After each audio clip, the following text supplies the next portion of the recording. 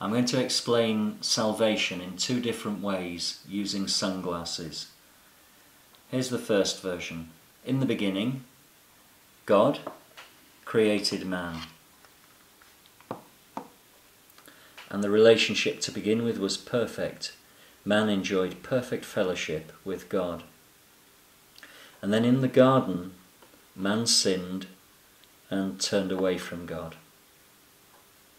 And then because God is holy and righteous, God could no longer look on man. And because man is sinful, no matter how much good man does, God still can't look at him. No amount of good works a man can do can repay God for the offence of sin. And so man is in a state of constant separation from God. But God in his love sends his Son, Jesus Christ, who becomes man and lives the way we always should have lived. He lives a sinless life and a life in perfect communion with God. And then at the end of his life, Jesus is crucified by sinful human beings.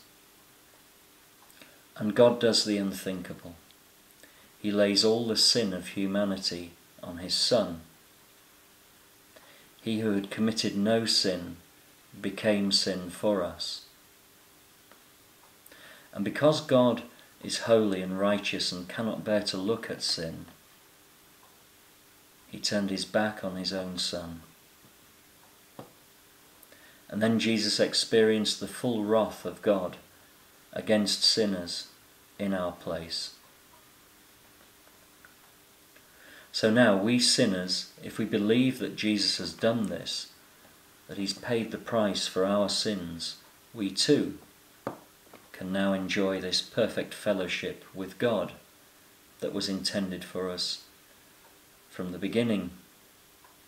And now when God looks on us sinners, he no longer sees us or our sin. He sees Jesus and his blood.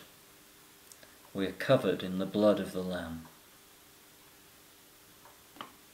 But if a sinful person does not believe in Jesus and accept the righteousness of Jesus in our place, then God cannot look on that person, cannot accept that person into heaven. And in the end, the sinner will be cast into hell in eternal separation from God.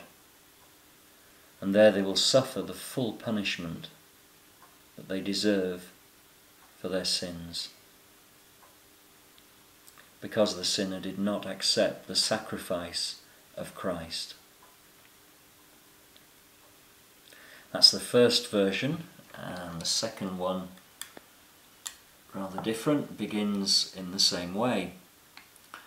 Like this, in the beginning God created man. And to begin with, the relationship was perfect. Man enjoyed perfect fellowship with God. And then in the garden, man sinned and turned away from God. And in doing this, man subjected all of creation to futility, corruption, and death. But because God is life and because God is love, God cannot bear to see God's creation subjected to futility, corruption, and death. And so God becomes man. And when a woman in her brokenness and corruption goes from relationship to relationship, thirsting for true love, but never finding it, God sits down beside her at the well and says, I am the water of life. I love you. And when a man uses his countrymen for career and for money, and is ostracized and alienated and is an outcast from his people, God says, "Come down from your tree, I will eat with you." And when a woman is caught in the very act of adultery and is brought before God to be condemned and stoned to death, as the law requires, God says, "I do not condemn you. Go and sin no more."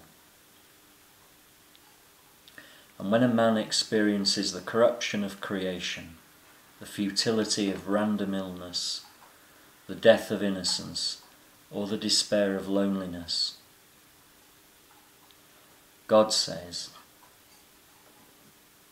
"Take up your bed and walk." God says, "Lazarus, come out." God says, "Be healed." God says, "Go in peace." And when men in their fear and cowardice and envy and greed and political ambition take God and betray him and spit on him and beat him and crucify him,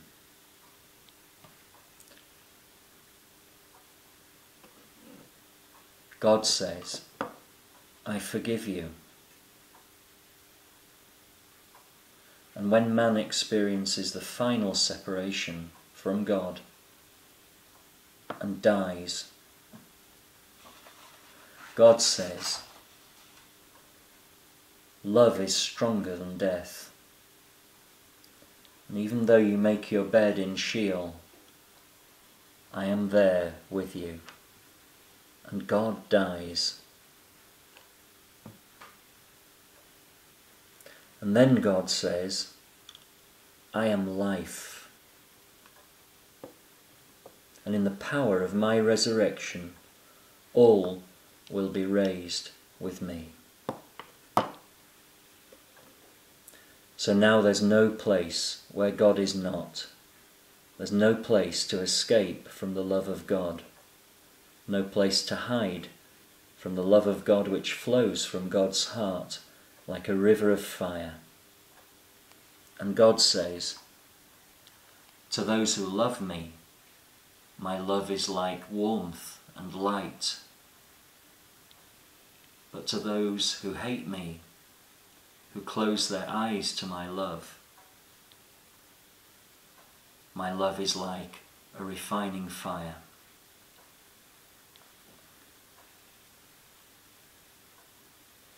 And that's the second version. Two different explanations of salvation for us to think about and discuss.